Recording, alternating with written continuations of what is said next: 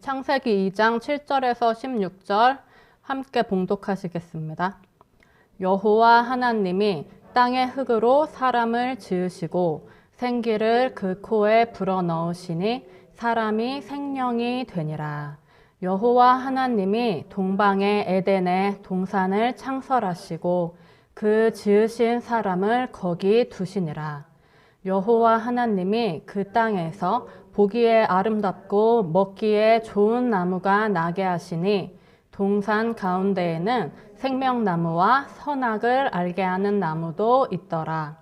강이 에덴에서 흘러나와 동산을 적시고 거기서부터 갈라져 네 근원이 되었으니 첫째의 이름은 비손이라. 금이 있는 하윌라 온 땅을 둘렀으며 그 땅의 금은 순금이요 그곳에는 베델리엄과 호마노도 있으며 둘째 강의 이름은 기혼이라. 구스 온 땅을 둘렀고 셋째 강의 이름은 히데겔이라. 아수르 동쪽으로 흘렀으며 넷째 강은 유브라데더라. 여호와 하나님이 그 사람을 이끌어 에덴 동산에 두어 그것을 경작하며 지키게 하시고 여호와 하나님이 그 사람에게 명하여 이르시되 동산 각종 나무의 열매는 내가 임의로 먹되. 여기까지 보시겠습니다. 아멘. 오늘 본문은 하나님께서 사람을 지으시고 어떻게 먹고 살게 하셨는지에 대해서 이야기합니다. 그래서 본문을 통해서 오늘은 우리가 사람이 어떻게 먹고 살아야 하는지에 대해서 함께 나눠보려고 해요. 오늘 우리는 어떻게 먹고 삽니까? 무엇을 통해서 먹고 살죠? 지금 본문에서는 사람이 동산에서 경작을 해서 나무의 열매를 먹고 사는 모습이 나타나는데 이걸 오늘날 우리에게 적용하면 어떻게 생각할 수 있을까요? 우리가 저마다 일을 해서 돈이라는 형태의 급여를 받아서 먹고 사는 모습을 생각해 볼 수가 있을 거예요. 직장에서 일해서 받는 월급이든 사업으로 버는 돈이든 아니면 다른 형태의 서비스를 통해서 가족이나 정부나 후원이나 혹은 다른 여러 가지 루트를 통해서 들어오는 우리를 먹고 살게 해주는 돈이 있어요. 생활비, 돈이 있죠. 본문에 등장하는 사람이 농사를 지어서 먹고 산다면 지금 우리는 이 돈을 통해서 먹고 살고 있습니다. 그런데 이 돈이 뭔지에 대해서 사실 우리가 깊게 생각해 보지 않아요. 그런데 사실은 이걸 우리가 깊게 생각해 볼 필요가 있어요. 이 돈의 정체가 뭔지, 돈에 대해서 우리가 갖고 있는 인식이 정말 맞는 건지 의심해보고 새롭게 인식을 정립해 볼 필요가 있죠. 왜냐하면 이 돈이라는 것에 대해서 갖고 있는 인식이 그 외에 다른 많은 생각과 다른 많은 반응들을 우리의 머릿속에서 지배하고 또 이런 생각과 반응들이 우리가 실제로 살아가는 삶 속에 나타나서 우리 생활까지 지배할 때가 많기 때문이죠. 그렇다면 이 돈이 뭘까요? 돈. 우리의 호주머니에 돈은 보통 어떤 루트로 들어오죠? 일반적으로 보통 우리가 급여를 생각할 수가 있어요. 그래서 급여를 예로 들어서 말을 해보려고 해요. 급여를 우리는 대개 이렇게 생각합니다. 내가 제공한 노동, 육체적인 노동이든 정신적인 노동이든 간에 내가 제공한 노동에 대한 대가다, 정당한 보수다 라고 보통 생각을 해요. 그래서 이 생각이 또 어떻게 이어지냐면 돈은 내가 제공한 이 노동에 대한 합당한 보수로 내가 받은 거니까 내가 원하는 대로 사용한다, 이렇게 또 이어지죠. 이게 우리가 일반적으로 가지고 있는 돈에 대한 인식이고 일반적인 재정 개념이에요. 이거를 보통 상식이라는 단어로 우리가 표현을 합니다. 근데 과연 이 상식이 정말 옳은 걸까? 그걸 오늘은 다뤄보고 싶어요. 정말 내가 받는 급여가 내가 제공한 노동에 대한 정당한 대가이고 보수일까?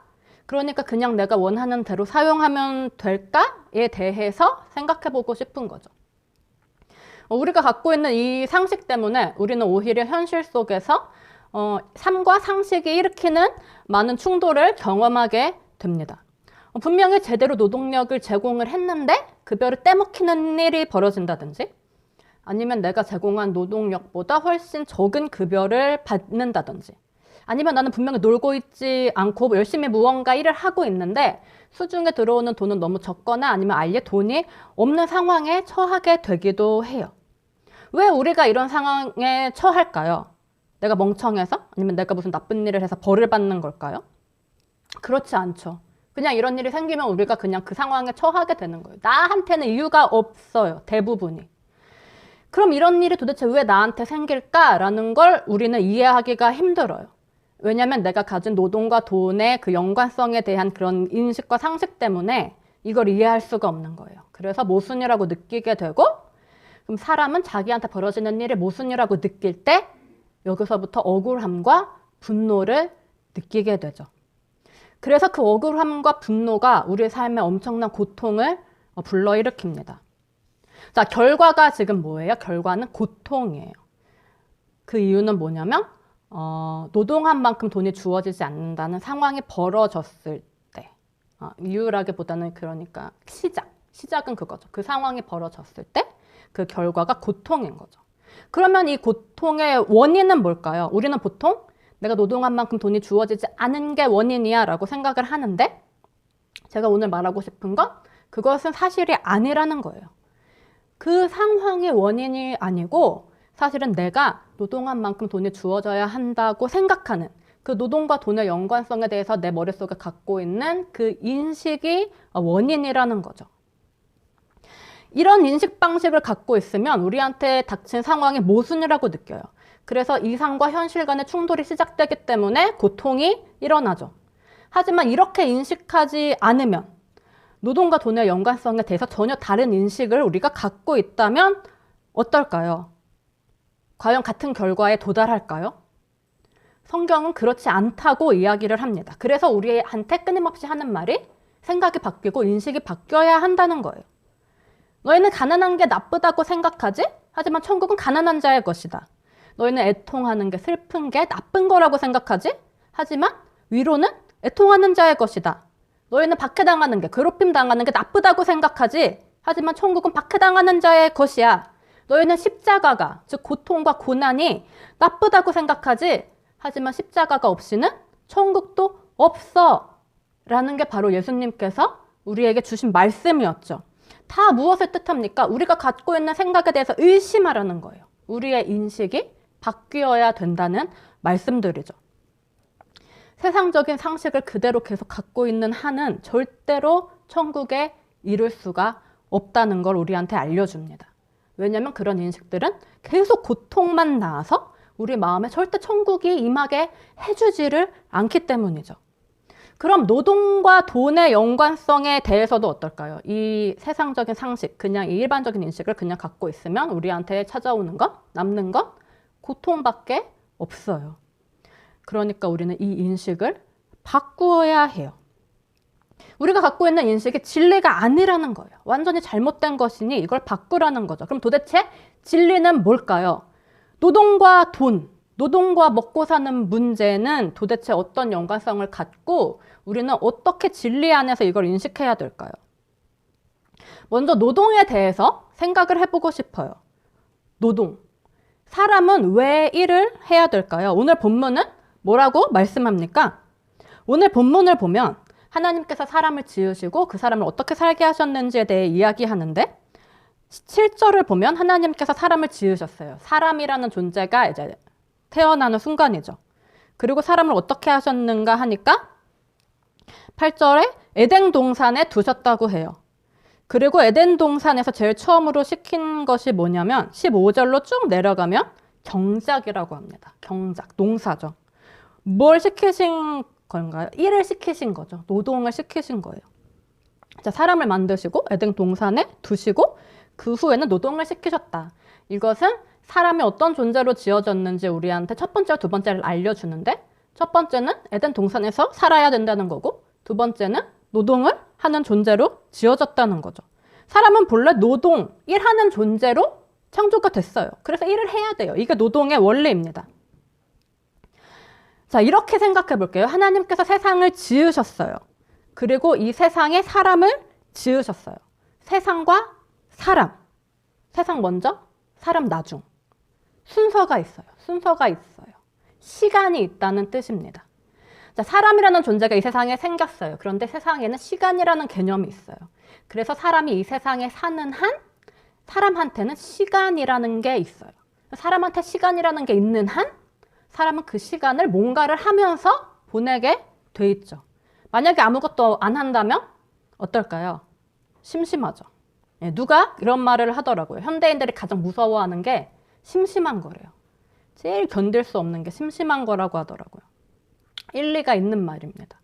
그래서 우리가 아무것도 안 할 수 없기 때문에 반드시 뭔가를 해요.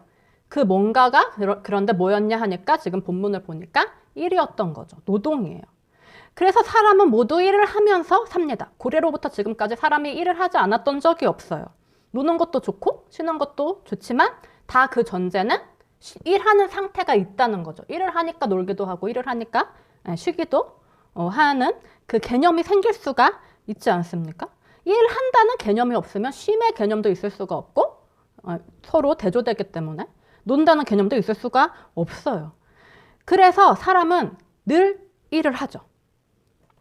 쉽게 말하는 게 그래서 우리가 노인들이 은퇴하고 일을 안 하면 몸만 온다고 하냐면 치매만 온다고 이런 말도 하죠. 죽을 때까지 일을 해야 된다고 말을 해요. 사람이라는 존재가 원래 이래요. 원래 이렇게 지어져서 이렇게 살아야 돼요. 일을 하면서. 이게 바로 사람과 일, 사람과 노동 간의 상관관계죠.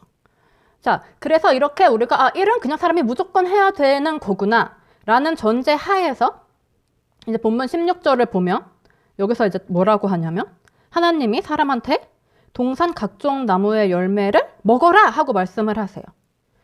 자, 하나님이 사람한테 에덴 동산에서 경작을 하게 하시고 동산의 나무를 그 열매를 따먹게 하셨어요. 그럼 우리는 이렇게 생각하기가 쉬워요. 성경에도 나오네. 일해서 먹고 사는 얘기.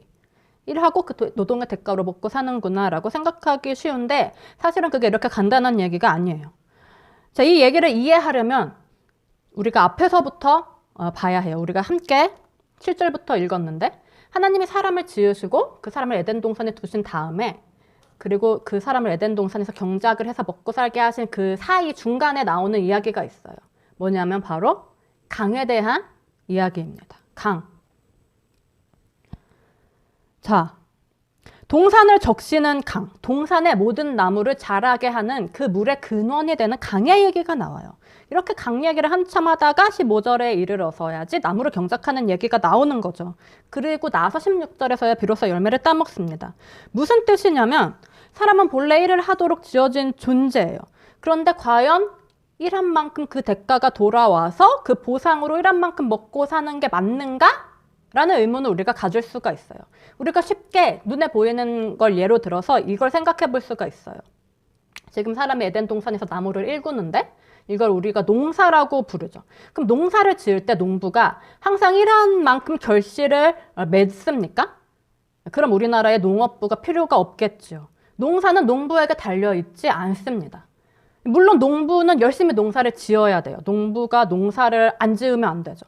그런데 아무리 열심히 해도 그만큼 결실을 항상 맺을 수가 없는 거예요. 그럼 뭐가 그 결실에 관여하죠? 물, 비, 기후, 자연의 흐름. 아무리 열심히 농사 지어도 가뭄 한 번 오면 끝이에요. 현대 과학이 아무리 발달하고 관계 농업이 아무리 발달했어도 물이 없으면, 비가 안 오면, 그래서 강이 충족되지 못하면 가뭄 한 번만 들면 끝입니다. 에덴 동산도 마찬가지였어요. 사람이 동산을 경작한다고 해서 그 나무 열매를 먹고 살 수 있는 게 아니에요. 나무 열매를 맺으려면 뭐가 필요하냐면 물이 필요합니다. 강 얘기가 나오는 거죠. 그래서 지금 이 강이 그 사이에 끼어서 우리한테 막 존재감을 어필하는 거예요. 사람 얘기 하는데 사람 얘기 중간에 강 얘기가 딱 나와 있는 거죠. 자, 사람이 열심히 일해야 하는 거 맞습니다. 하지만 그렇다고 해서 일한 만큼 대가가 돌아오는 건 아닙니다. 무슨 얘기냐면 지금 제가 드리고 싶은 얘기가 뭐냐면 일은 그냥 원래 해야 되니까 하는 거고 대가는 돌아오는 만큼 그냥 받게 되어 있다는 거예요. 이게 바로 세상이 창조될 때부터 지어진 원리라는 것입니다. 이게 성경이 말하는 노동의 원리고 사람이 먹고 사는 원리예요. 일해서 먹고 사는 게 아니라 일은 해야 되는 거고 먹고 사는 건 주어지는 만큼 먹고 사는 거죠. 노동과 먹고 사는 건 사실 크게 연관이 없어요. 심지어 성경에는 이런 구절도 있어요. 함께 보실까요? 신명기 6장 11절을 보시면 신명기 6장 11절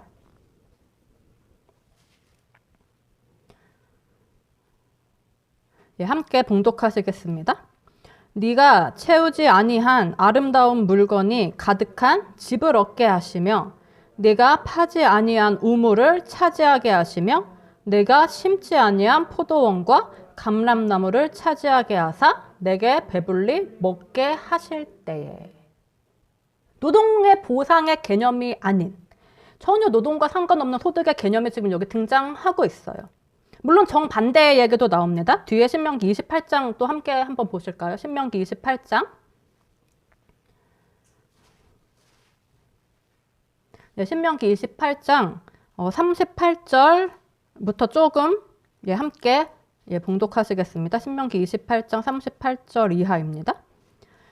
내가 많은 종자를 들에 뿌릴지라도 메뚜기가 먹음으로 거둘 것이 적을 것이며 내가 포도원을 심고 가꿀지라도 벌레가 먹음으로 포도를 따지 못하고 포도주를 마시지 못할 것이며 내 모든 경내에 감람나무가 있을지라도 그 열매가 떨어짐으로 그 기름을 내 몸에 바르지 못할 것이며. 일해도 못 먹는 얘기가 이제 쭉 길게 나옵니다. 아무리 열심히 죽어라 일해도 소득이 없는 이야기들이에요. 정리하자면 일은 사람이 그냥 본래 해야 한다는 거죠. 사람이라면. 하나님께서 지으신 사람으로 태어났다면 그냥 하도록 원리가 되어 있는 거죠. 그리고 소득은 별개의 문제입니다. 먹고 사는 건 전혀 별개의 문제예요. 이건 하나님이 완벽히 주관하셔서 주어지는 만큼 우리가 살아야 하는 원리를 갖고 있다는 거예요. 자, 그렇다면 만약에 내가 일해도 급여를 못 받았다면 아니면 급여가 적다면 아니면 나한테 돈이 전혀 없다면 이건 무슨 뜻일까요? 하나님이 이만큼만 현재 허락하셨다는 뜻이죠. 혹은 하나님이 지금 그 이상은 허락을 안 하신다라는 뜻이에요. 왜일까요? 왜냐면 현재 내가 그 이상을 가질 필요가 없는 거예요. 어떻게 말하면 가지면 안 된다고도 표현할 수 있죠. 내가 이 이상 가지면 거기서부터 도저히 감당하지 못하는 문제가 생기는 거예요. 현재 내 상태가 그런 거예요. 그러니까 하나님이 막으시는 거죠. 자, 우리가 요즘 계속 사람이 얼마나 어리석고 무지한 존재인지에 대해서 나누고 있는데 사람이 얼마나 무지한 존재인지 어떤 일이 생기는 게 자기한테 선한 일인지 악한 일인지를 판단할 수가 없다고 했습니다. 어떤 일이 나한테 이롭고 어떤 일이 나한테 해로운지를 모른다고 했어요. 마찬가지로 사람은 무지하기 때문에 나한테 현재 있어야 할 게 뭔지 아니면 없어야 할 게 뭔지를 모릅니다. 내가 정말 필요하다고 생각하는 그게 예를 들어서 돈이 정말 나한테 있을 때 그게 정말 나를 이롭게 하는지를 우리는 알 수가 없는 거예요. 또 하나 되게 쉬운 예를 들어볼게요. 사람들이 복권을 많이 사잖아요. 너무너무 당첨되고 싶어 해요. 그런데 실제로 당첨되면 신문기사를 우리가 신문기사에서 접할 수가 있는데 99%가 인생이 망했다고 해요. 안 망하는 1%는 어떤 사람들이냐면 원래 그런 돈을 갖고 있었던 사람. 그래서 그만한 돈에는 영향도 별로 받지 않고 그 돈을 어떻게 관리해야 하는지 아는 사람이라고 하죠. 이런 사람은 복권도 그냥 재미로 한번 사보는 거겠죠. 제발 당첨됐으면 하고 간절히 원하지는 않을 거예요. 복권 당첨이 그 사람한테는 꼭 그렇게 필요한 일은 아닌 거죠. 우리 인생이 바로 이렇다는 거예요. 내가 너무너무 필요하다고 생각하는 거. 제발 가지기를 간절히 원하는 그것. 그게 돈이든지 물질적인 것이든지 아니면 정신적인 것이든지 간에 내가 이것만큼은 있어야 되라고 간절히 필요로 하는 게 진짜 주어졌을 때 그게 내 인생에 어떤 영향을 끼칠지 우리는 몰라요. 다만 누구만 아십니까? 하늘 아버지만 아시죠. 공중의 새를 봐라. 심지도 않고 거두지도 않고 창고에 모아들이지도 아니하되 하늘 아버지께서 기르신다. 들의 백합화를 봐라. 수고도 아니하고 길쌈도 아니하나 하늘 아버지께서 입히신다. 그런 이방인처럼 구하지 말아라. 너희 하늘 아버지께서 이 모든 것이 너희에게 있어야 할 줄을 아시느니라. 아버지만 아신다는 거예요. 우리는 모른다는 거죠. 뭘요? 내가 지금 사는데 돈이 얼마가 필요한지를요. 정말 얼마의 돈이 있어야, 얼마의 돈으로 살아야 현재의 나를 이롭게 하는지 우리는 모르지만 아버지는 아세요. 그래서 딱 필요한 만큼 주시는 거죠. 아닌 것 같은데요, 주님. 저는 좀 더 있어야 될 것 같은데요. 라는 생각은 착각이라는 이야기예요. 빌립보서 4장 19절은 이렇게 말씀하죠. 하나님이 그리스도 예수 안에서 영광 가운데 그 풍성한 대로 너희 모든 쓸 것을 채우시리라. 자, 하나님이 어떤 분이냐, 어떻게 채우시는 분이냐 하니까 풍성한 대로 채우시는 분이래요. 그럼 이 풍성이라는 건 뭘까요? 이 풍성이라는 건 하나님이 나한테 주신 그만큼이 바로 풍성이죠. 더도 안 되고 덜도 안 돼요. 문제가 생겨요. 둘 다. 예를 들어서 하나님이 지금 나한테 요만큼이 딱 적합하다고 생각을 하셨어요. 그래서 현재 나한테 주셨는데 만약에 이것보다 좀 더 많다. 그러면 어떤 일이 벌어질 수 있느냐 하니까 내 욕심을 지금 충족시킬 만한 돈이 있으니까 계속해서 그 욕심을 따라가는 거예요. 돈이 없으면 억지로라도 이게 스탑이 걸리는데 돈이 있으니까 스탑이 안 걸리는 거죠. 계속 채워지지 않는 욕심을 따라가요. 뭐가 잘못됐는지도 모르고 그렇게 욕심만 따라서 살죠.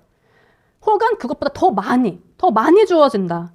관리도 못할 만큼 많이 생긴다. 그러면 사람은 허영에 빠져서 인생을 스스로 찌르는 인생을 살게 됩니다. 그래서 온갖 고통과 죄악 속에서 허우적거리는 거죠. 아니면 또 반대로 생각해 볼게요. 반대로 하나님이 이게 딱 적합하다고 생각하셔서 요만큼 주시는데 이거보다 좀 덜 받으면 어떤 일이 벌어질까요? 조금 적게 주어지면 우리는 견딜 수 없는 불평, 불만이 막 생겨요. 그냥 보통 불평, 불만이 아니고 내 인생을 망칠 만한 그런 불평, 불만이 생기는 거죠. 사실 굶어 죽을 만큼 적은 것도 아닌데 어떻게든지 이건 안 된다고 생각해서 더 가지려고 별짓을 다 하게 되죠. 인생을 망쳐요.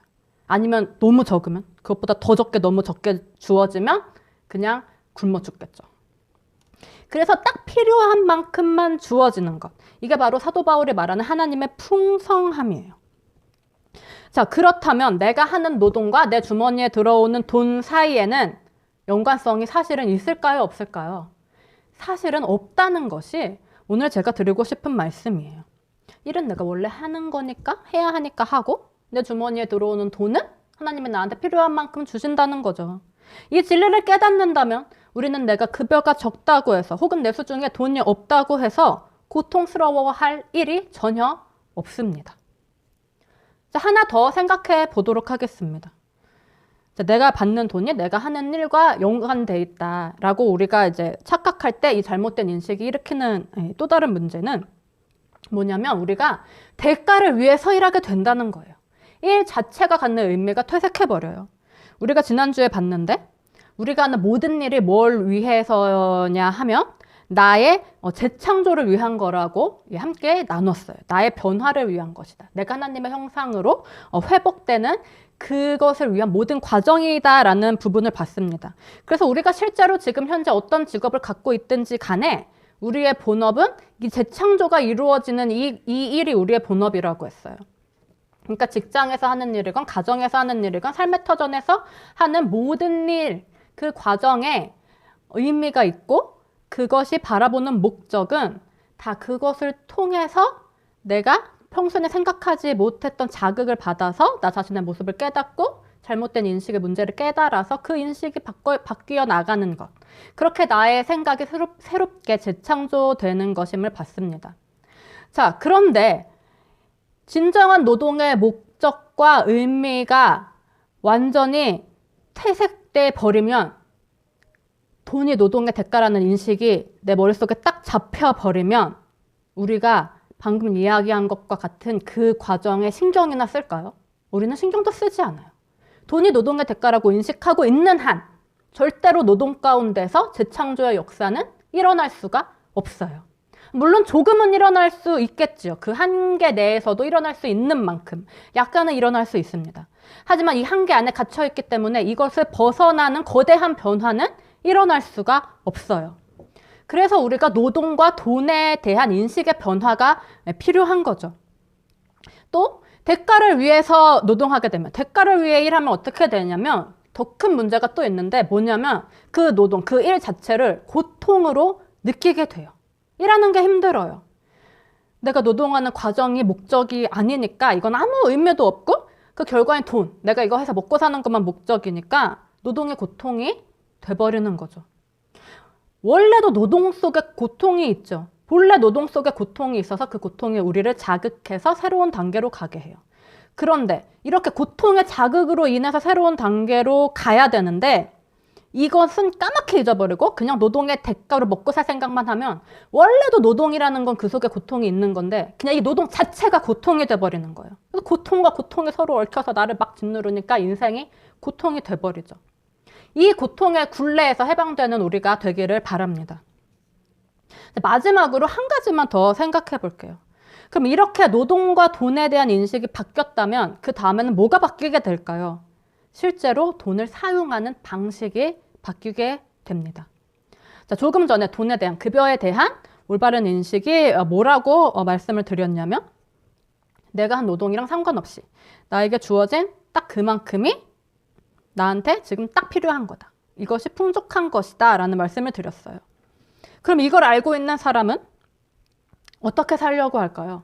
주어진 만큼만 쓰고 살려고 하겠죠. 하나님이 허락하신 만큼만. 그런데 요즘 사회는 뭐가 너무 당연하냐면 카드 할부 아니면 일시불이더라도 잔액이 없는데 땡겨 쓰고 사회적으로 이게 너무 당연해서 우리가 대부분 이렇게 살아요. 근데 사실 성경적으로 비춰보면 이런 삶은 그럼 뭐라고 표현할 수 있을까요? 잔액이 없는데 땡겨 쓰고 할부로 쓰고 이런 삶은 사실은 조심스러운 말씀이지만 내 의식주에 대한 하나님의 주권, 내 인생에 대한 하나님의 주권을 그냥 내가 무시하겠다는 선포와 같은 것입니다. 아닌데요. 저는 그런 의도가 전혀 없어요. 저는 그런 생각도 안 해요. 의식하지 못한다고, 몰랐다고 해서 죄가 아니게 되지는 않죠. 윤리학적으로 모르고 죄를 짓는 사람과 알고도 죄를 짓는 사람 중에 누가 더 나쁘다고 하냐면 모르고 짓는 사람이 더 나쁘대요. 왜냐면 그 사람은 몰라서 계속 지으니까요. 알면 한 번이라도 덜 지을 수 있는데 모르고 짓는 사람이 그래서 더 나쁘다는 이야기를 들었어요. 그래서 성경이 말하죠. 내 백성이 지식이 없어서 망한다. 의인의 입술은 여러 사람을 교육하나 미련한 자는 지식이 없어 죽느니라. 잠언서 10장 21절입니다. 인생이라는 게 무엇입니까? 우리 지난주에 잠깐 봤는데 하나님께 좀 더 가까이 나아가는 과정, 그 측면에서 우리가 인생이라는 걸 봤어요. 끊임없이 다음 단계로 한 단계 한 단계 하나님께 계속 가까이 나아가는 과정. 그런데 하나님께 반역하면서 더 하나님께 가까이 갈 수 있을까요? 없죠. 무슨 이야기냐면 쉽게 말하면 우리가 이런 돈을 사용하는 패턴이 변하지 않으면 우리가 이것을 여기서 문제로 인식하고 정지시키지 않으면 하나님께 가까이 나아가는 단계가 멈춘다는 거예요. 물론 어느 정도는 계속 하나님께 좀 더 가까이 갈 수는 있어요. 하나님으로부터 너무 멀리 있었다면 어느 정도는 갈 수 있죠. 그렇지만은 아까 그 경우와 같이 한계에 다다르면 더 이상 이 밖으로 넘어갈 수가 없다는 것입니다. 그럼 우리가 지금 내가 하나님께로의 접근이 멈춰 있다면 한번 우리의 삶의 패턴을 돌아볼 필요가 있어요. 우리가 어떤 한계에 걸려서 멈춰 있는지. 자, 그럼 이 이야기의 핵심은 뭘까요? 핵심은 돈을 땡겨 쓰느냐 안 땡겨 쓰느냐, 사실 이게 핵심은 아니에요. 이거는 사실 상황에 따라서 우리가 많은 다른 답을 낼 수가 있어요. 하나님이 우리를 그렇게 율법적으로 한계 속에 가둬두시는 분이 아니기 때문에 우리가 상황에 따라서 다른 여러 가지 답을 낼 수가 있죠.